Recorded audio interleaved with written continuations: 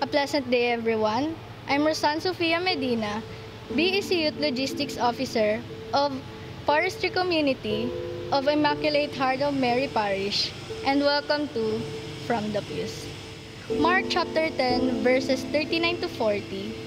Jesus said to them, "The cup that I drink, you will drink, and with the baptism with which I am baptized, you will be baptized. But to sit at my right or at my left is not mine to give, but is for those for whom it has been prepared." This gospel is about James and John, the sons of Zebedee, asking Jesus, the one of them will sit to his right or left.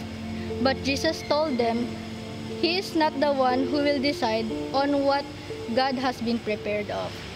In today's gospel, Jesus shared his sacrifices of his passion and crucifixions. This reminds me that God has a plan for me, and every sacrifices that I'll make has a price of joy after it. As the eldest child in our family, I always think about how I should help my family. I always think about my siblings on how I can help them, to the point that I sacrifice the things that I wanted to do for them to help and just to live without struggling. And that makes me think, how about me? Who will help me if I need help too? And because of this gospel, it encouraged me that God has prepared a good plan for me. There's always a joy after the sacrifices, just like when Jesus was crucified.